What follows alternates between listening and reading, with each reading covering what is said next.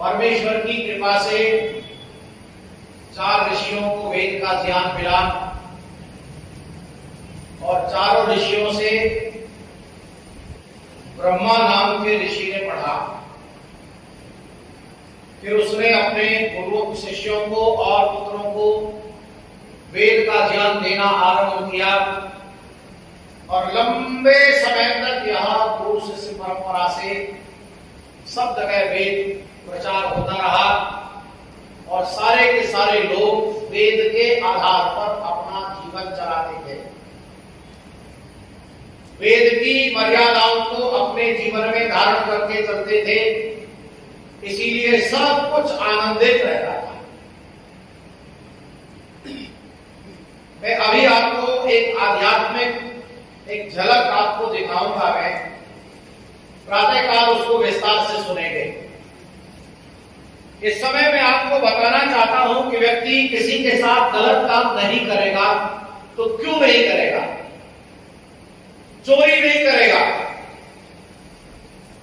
कैसा हमको तैयार होना होगा वो आपको समझना है। पहले तो हमें यह समझना है कि हमें कर्म करना चाहिए कि नहीं। तो वेद ने कहा कुर्वन्ने वेह कर्माणि जिहि विशेषितम समा।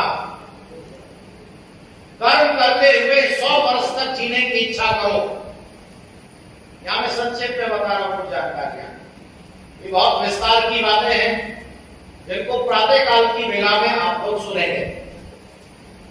हमें कर्म करना है। वेद कहता है कर्म करते हुए 100 वर्ष तक जीने की इच्छा करो। ध्यान देना। मैं यहां यह कह सकता हूं इस वेद मंत्र की उपस्थिति में कि 100 वर्ष तक जीने की इच्छा ही नहीं, बल्कि सारी इच्छाएं आपकी पूरी हो सकती हैं। वे इच्छाएं पूरी हो सकती हैं तो हो सकती हैं, कुछ ऐसी इच्छाएं भी होती हैं जो पूरी नहीं हो सकती। जैसे मेरी इच्छा है मैं परमात्मा बन जाऊं, पूरी हो सकती है कि नहीं? सैद्धांतिक रूप से पूरी नहीं हो सकती। इसीलिए मैं यहां यह कह रहा हूं जो इच्छाएं पूरी हो सकती हैं वो आपकी सब इच्छाएं पूरी हो जाएगी, लेकिन बिना कर्म किए कोई इच्छा पूरी नहीं। ये वेद का सिद्धांत है। इसीलिए व्यक्ति उस काल में कर्मशील होता था, कोई निकम्मा नहीं होता था, आलसी नहीं होता था।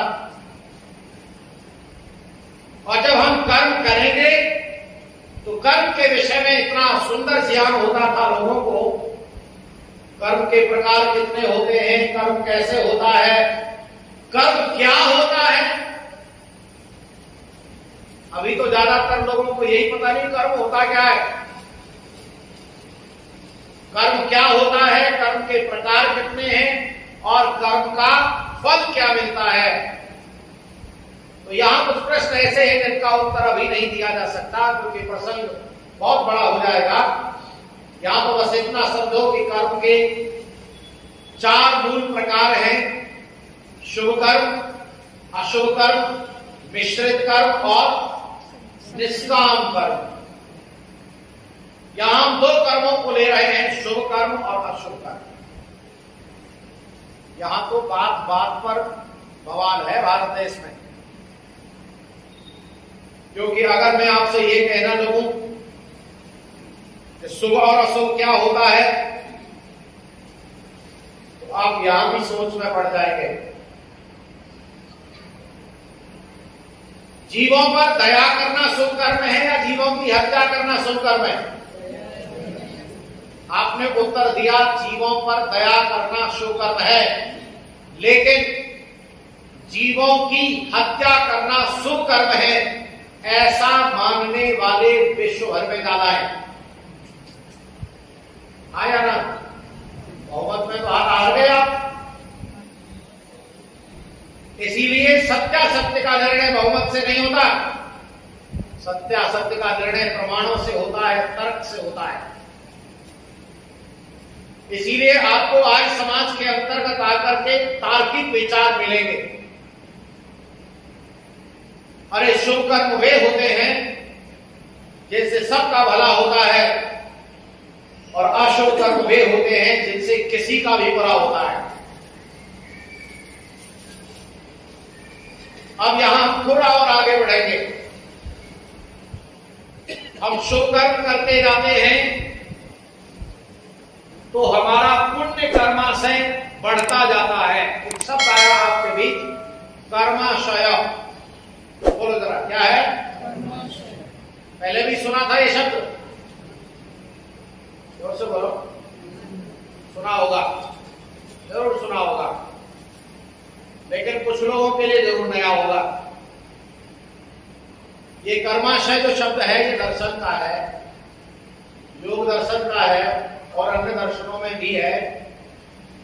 कर्माशय का अर्थ होता है कर्म समुदाय, कर्म का बैलेंस, कर्म का इकट्ठा होना।